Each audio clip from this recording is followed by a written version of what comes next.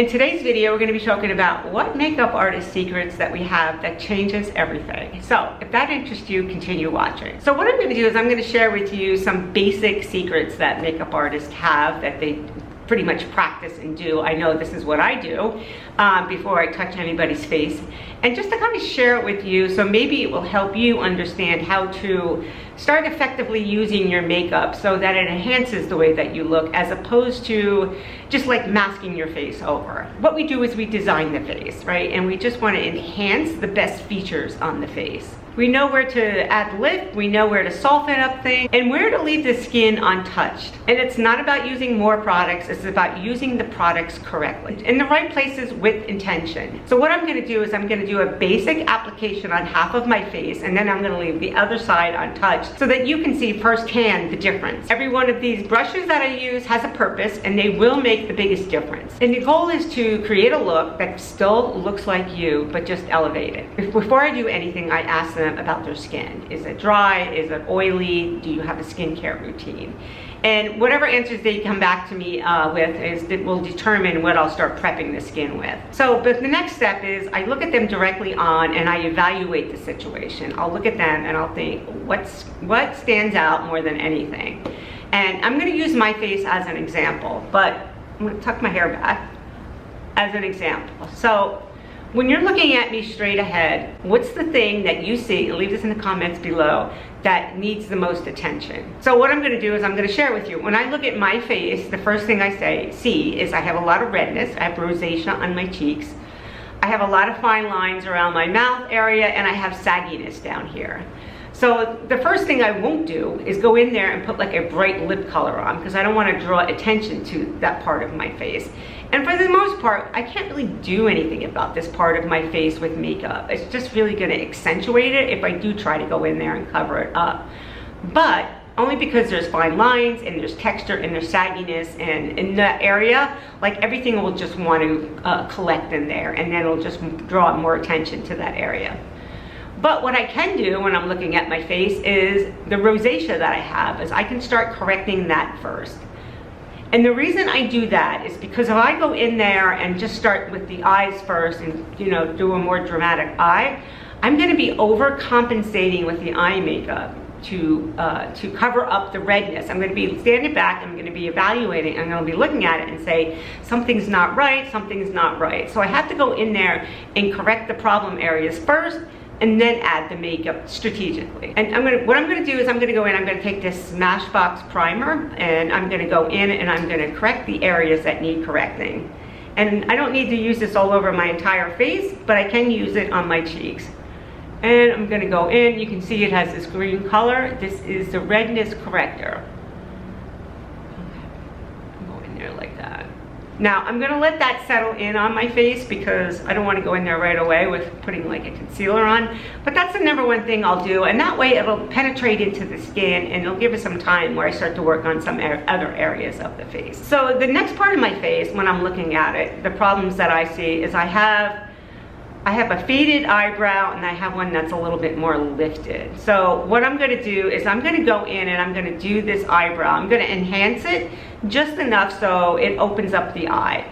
Now the eyebrows are really one of the most important parts of your face when you're doing makeup. If you don't do your eyebrows, you're really gonna be, you're gonna try to, like I said, you're gonna try to overcompensate in other areas to make your face look brighter and more alive. So what I'm gonna do is I'm gonna do my eyebrows and then I'm gonna come back in. Okay, so you can already see how that just brightened up and lifted up my eye by doing my eyebrows. So if you have no brows, if you have very fine brows or they're gray, start with your brows first. So next I'm gonna go in and I'm gonna start to color correct a little bit more. Because I can tell you, it's not the fine lines and it's not the wrinkles that are aging you, it's the dark colors that age you. So if you have a lot of hyperpigmentation or a lot of dark circles or a lot of dryness underneath your eye, you need to start with those areas first. To take up today's video, I'm gonna go in and I'm gonna take a concealer. And you can see that I have some darkness on my lid. I also have some darkness in here, and I also have some dark and hollowness out here. So those are the areas I want to correct first. And then you're going to be able to see the difference between my two eyes. And I'm going to go in here, and I'm going to go out here. And I'm just gently pressing that in underneath the eye and lifting it upward. Now you can already see the difference, right? This eye looks brighter, it looks more awake, it doesn't look as tired. Next I'm gonna go in and I'm gonna spot conceal different places on my face. I stand back, I don't get too close up front. I'll stand back and look at a good distance. Not too many people are talking to you this close to see things. So when you see things, you really want to be able to do it like at an arm's length distance. So when I do that, I'm gonna go in here, I have one on my nose, I have here. So in my opinion, those are the areas that need the most touch up. So what I would do is go in there and just kind of blend it in with a concealer brush. Go around the nose area and here where it gets red. Go back up in here and just tap it in gently. So I'm not looking to go in there and completely mask it over. I'm just looking to soften it up a bit so it doesn't look as pronounced. Because if you go in there trying to cover up every little thing on your face, you're gonna look like you're wearing a mask. Now you can see what a big difference it makes just by doing the brow and going in there and doing a little bit of color correcting. So now when I stand back and I look at my client's face, I'll look and I'll say, okay, what do I see next, right? So I do this in a process. And I'll look straight ahead, and if you look straight ahead at my face, you can see my hood is, so I'll take a small blending brush. I'll go in there with a crease color like this one here. I'll step back, I'll go in there and I'll go right where that sagginess is coming down there and I'll start designing where I'm gonna make my crease there. So if I have to look back, I'll look back like this and I'll go in there like so.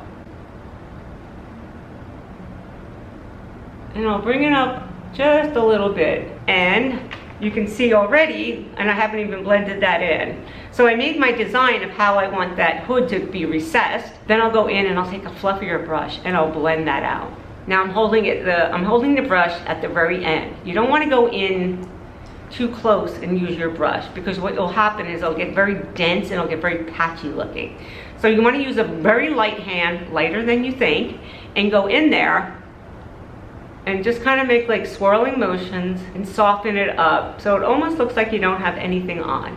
So if you're new here, welcome. My name is Kathleen and I create content for mature women who like more of a natural aesthetic and a look that's not overdone.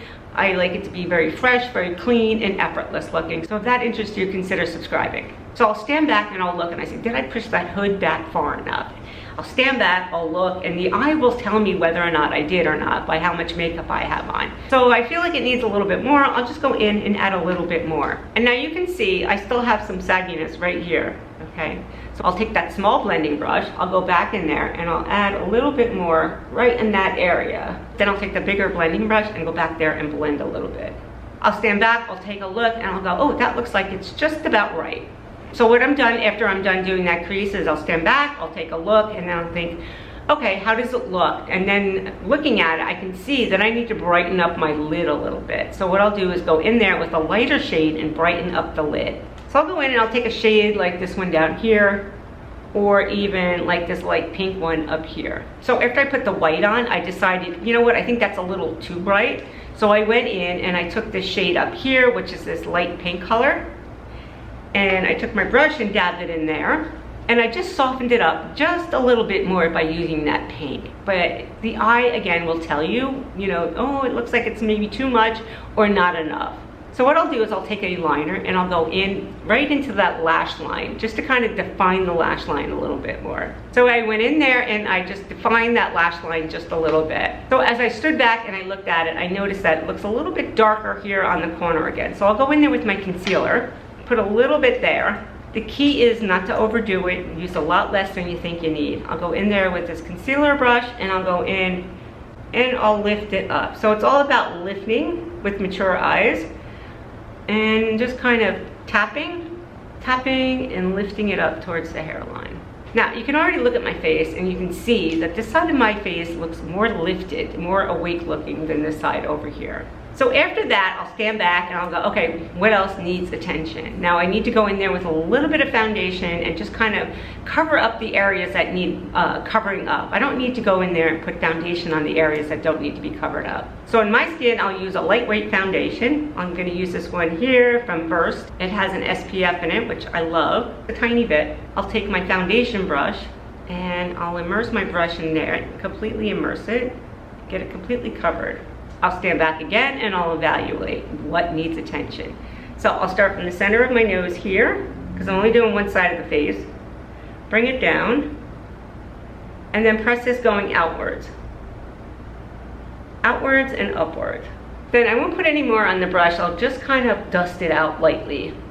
I'll go around my mouth very gently because again, I have a lot of fine lines and texture around here and I don't want to go in there and get too heavy with foundation because it will collect in all those areas. Then I'll look at my forehead and I'll go up here and I'll blend that out a little bit. Now I'm not going in there with any more foundation. So now you can see the difference between this side of my face and the side that has absolutely nothing on it. This side looks more lifted, more youthful looking than the side on the right. And that's really what we're going for. We're just looking to freshen up the look, make it look clean, elevate it a little bit more. We don't want anything overdone. So I will need to go in there and put a little bit of mascara on, blush, and I'll put something on my lips. So I'm gonna go in there with this blush. This is called Bareback. And I'm gonna go in and I'm going to take it and lift it up high on my face. Again, I don't want to draw any attention down here. So you just keep blending. You don't see any harsh lines. You don't want to see, you want everything to look very seamless looking. Now, for any reason I feel like I need to drag it down a little bit, what I'll do is I'll take whatever's left on my brush and I'll make sure this jawline matches up. But see, I don't have a whole lot of foundation down here because I'm not looking to put a lot of heavy makeup on anything in this area. So I would just bring that down and bring it back. If you're gonna be wearing your hair up and do your ears, because you don't want pink ears, just go in there and lightly dust your ears a little bit. So at this point, I'll go in and I'll lightly spray my face with the setting spray, let that sit in. So I do the setting spray before I do mascara so that it doesn't get activated again from the setting spray. So I'll go in and I'll start with my mascara and I'll start on the outer part of my eye and I'll lift it up. Now, I don't want to draw a lot of attention to my mouth area, so I'll go in there, but I can't leave my lips as they are. It just makes me look like I'm very washed out. So I'll go in, I'll take a very light lip stain, one that matches my lip shade, and go in there and brighten up my lips a little bit.